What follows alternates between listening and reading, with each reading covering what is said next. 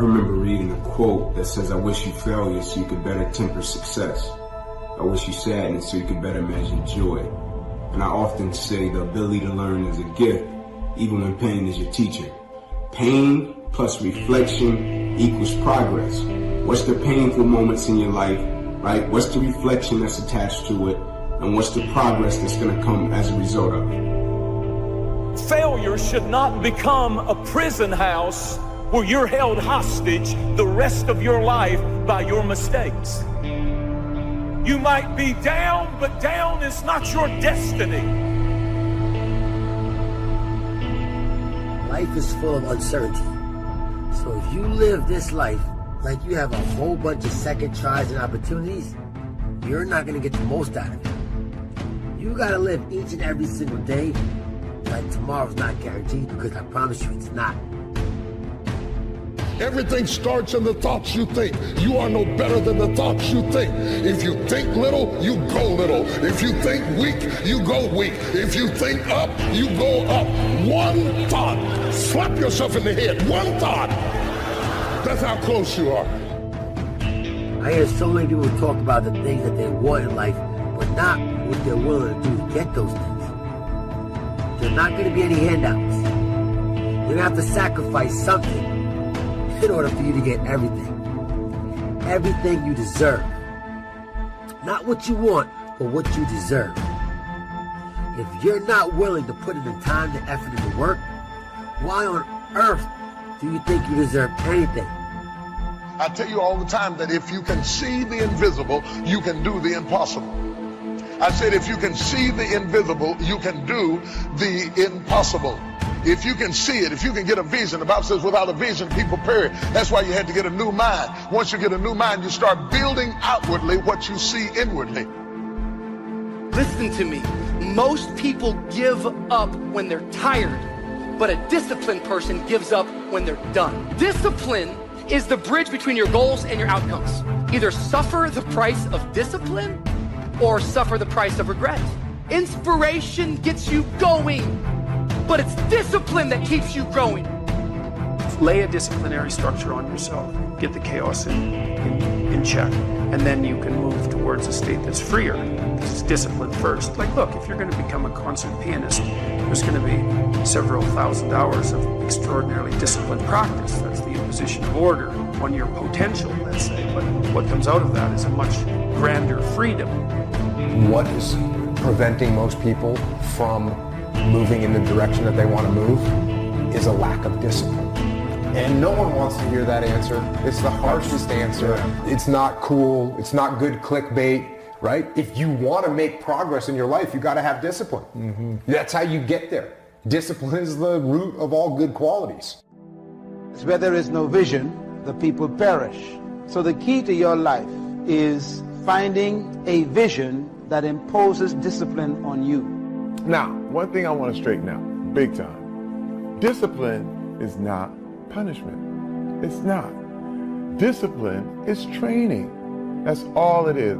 If you change your mind, your mindset, and really focus it on what discipline really is, you start to welcome discipline. You welcome self-discipline into your life. Big picture thinkers broaden their outlook by striving to learn from every experience. They don't rest on their successes, they learn from them. More importantly, they learn from their failures. They are able to do that because they remain teachable. If you desire to be a big picture thinker, then get out there and try a lot of things, take a lot of chances, and take time to learn after every victory or defeat.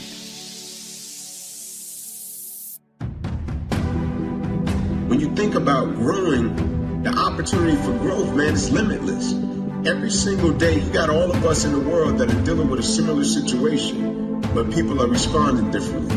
It's like the quote that says, we all got problems, but what makes us different is how we solve them, right? Everybody is faced with different situations, but what makes them different is how they solve them. And so for me, man, the greatest thing that's happened as a result of this pandemic is every single day I wake up and I'm intentional about my growth. I'm intentional about it. Don't sell yourself short. Do not sell yourself short, because I know a lot of times we look for people to blame. We look for excuses as to why we're not where we want to be, when the answer's right there in front of us. Whenever you're in doubt, look yourself in the mirror and have that conversation with yourself. 9 out of 10 times, you already know what you have to do. You know what work you have to put in. But are you willing to do it? It's easy to go around thinking that the obstacle is too big, we'll never get well, this virus is going to get the best of us. We wonder why we don't have any strength, why we can't get ahead. It's because our thoughts are limiting us. We draw in what we constantly think about. You can't think defeat and have victory. You can't think weakness and have strength. Your life is going to follow your thoughts. Instead of thinking these weak, defeated, not able to thoughts, you need to think power thoughts. This sickness is no match for me. This virus can't stop my destiny. This trouble at work is not how my story ends. Victory starts in our mind. Success, breakthroughs, new levels depends on our thinking. Be careful what you think, because your thoughts run your life. Here's the clue. Make rest a necessity, not an objective. The objective of life is not to rest. The objective of life is to act. Think of more disciplines. Think of more ways and means in which to use your own wisdom and your own philosophy, and use your own attitude, your own faith, your own courage, your own commitment, your own desires, your own excitement. Invest it in discipline so that it's not wasted. The smallest of discipline. Thereby transform your life. Join the 5%, join the 10%, join the 3%. If you don't do that, if you get up and you just have no discipline whatsoever, you get no value of anything. Your diets don't work when you don't do them. Exercise doesn't work when you don't do them. But most of the people have some experiences that they want to shift. And once you shift those things, your whole life changes. But life is constant growth. My life isn't here because I went to one seminar one time and now my life is fit for life. I work out, I train my mind, I train my body, and it becomes a lifestyle. I had been working my whole life. And what I didn't understand, by being determined to chase something, by being committed to it, and what commitment is staying true to what you said you were going to do long after the mood that you have set it in has left. You see, people think commitment is saying, yes, I'll do it on the days when it feels good. But I have been committed to everything that I ever started in my life, and I never stopped and I never quit it. And so by being committed to everything that I started, I finished it. It built a certain type of spirit. It built a certain type of mentality. It built a certain type of individual. And so now I couldn't quit even if I wanted to. I couldn't lay in the bed even if I wanted to. I couldn't stop even if I wanted to. I had too much sweat equity in my life and everything that I was doing. I want you to be terrified of sitting on your ass and doing nothing. That is what I want you to be afraid of waking up in 6 days or 6 weeks or 6 years or 60 years and being no closer to your goal. You've made no progress. That is the horror. That is the nightmare. That is what you need to be truly afraid of. The masses will use their time being a spectator.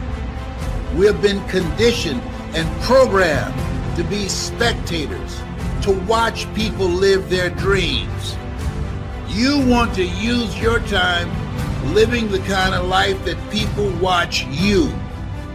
You want to use your time perfecting your skill and your passion to stand out as an expert. I'd rather be an overachiever than be average. I'd rather fail than live a mediocre life. I deserve more than that. You deserve more than that. But are you willing to take the steps that it takes to get there? Ask yourself, are you truly hungry? Are you truly passionate about the things you want in life? Because you can get it. You can get it. It's really, really simple. But it won't be easy. And it's not supposed to be. The moment that you commit yourself then all unforeseen incidents, people, things that can happen that are positive begin to come your way. And basically the whole thought was the fact that nothing comes to you until you commit yourself. Change is inevitable. So here's what's going to happen. No matter what's going on in your life, it's not permanent. Everything is going to change. So there's two things you can do with change. You can react to it or you can participate in it. So if you keep waiting around, you're going to have to react to the change. And now you're behind. But if you participate in the change, if you know the job you have is not going to last forever. I'm just telling you. COVID proved that already. So what you got to start doing is you got to start anticipating that it's going to change and just start living your life with the preparation for change. No matter what you're doing, you could be doing more. Remember that. It's 24 hours in a day. You got to use as many of those hours to prepare stability for yourself as you can. If you have any dreams of being rich, you cannot sleep 8 hours a day. It's only 24 hours in a day. If you sleep 8 hours, that's a third of your life. How can you cannot be asleep a third of your life and become successful. You can't. You know, we kind of have this idea that you have a certain delightful, wonderful, positive freedom as a child, and then that's given up as you approach adulthood. But the truth of the matter is that you have a lot of potential as a child, but none of that is capable of manifesting itself as freedom before you become disciplined. And discipline is a matter of the imposition of order, and the order is necessary, especially for people who are hopeless and nihilistic. And lots of people are hopeless and nihilistic, way more people than you think. And part of that is because no one's ever really encouraged them. I do think that and it's not just in sport, but with other things, I do believe that the more you repeat certain things, whether it is writing, working on your, whether it's cursive letters or whatever it is, like when you work on something and you keep doing it over and over, it's inevitable that it will get better. And by that, you're creating this feeling of repetition, which leads to discipline. Like, you can do it over and over again. I've had in my career probably a total of over 200 pitch meetings to pitch ideas in Hollywood. Out of those 200, they have picked 5 of them. 200 show ideas, they've picked 5 of them. But you know what them 5 was?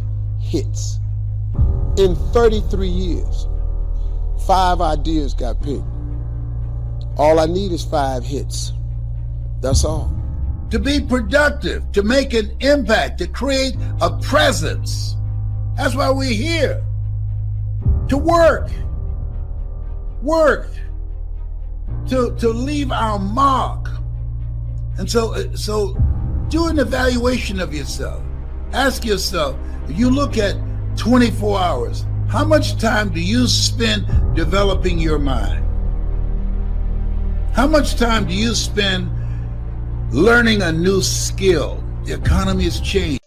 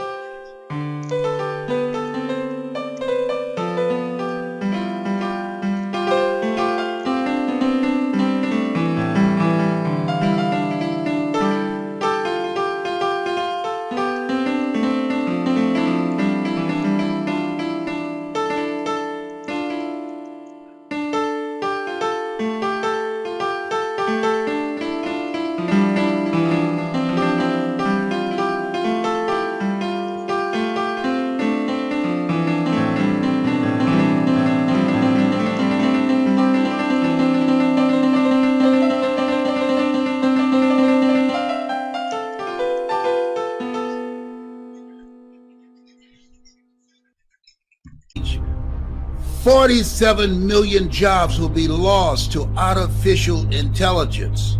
Majority of money being made on the planet is being made virtually at home on a computer. The game has changed. And I'm encouraging you, get around people who are using their time productively, because people rub off on you. When you know your purpose, that narrows how you use your time. How are you using your time? You have something special. You have the ability to do more than you can ever begin to imagine.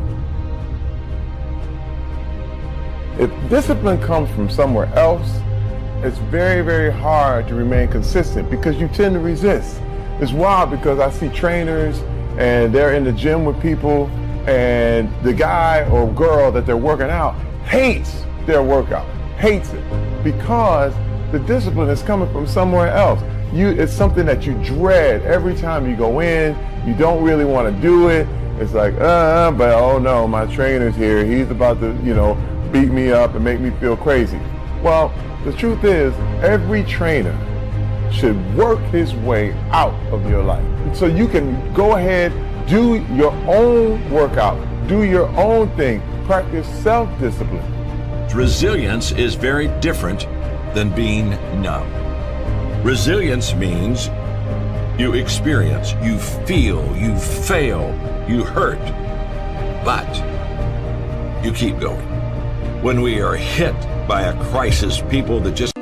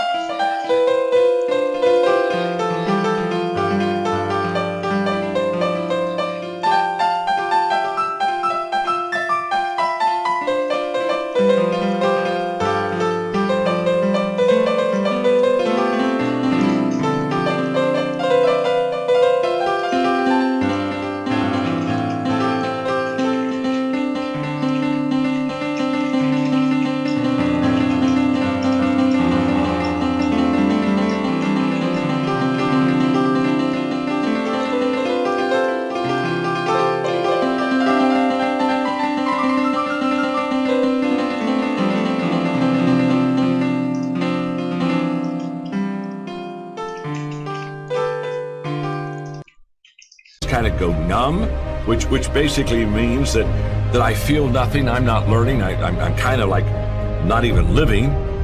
And that makes us a victim. When we go through the crisis, we don't go for numbness, we go for resilience. And resilience is alive, it is learning. And what happens is resilience makes us victorious. It's that resilience and remembering that you put in your heart, you store it in your heart. So the next time you have an obstacle, a difficulty, an adversity in your life, that resilience remembers. Don't allow the crisis to numb you. Be alive, learn, feel, fail, learn. That's what it's all about if you want to make this difficult time a good time. Motivation doesn't get anything done. Motivation gets you going. Discipline, commitment, strong habits is what gets things done. Motivation is just a feeling.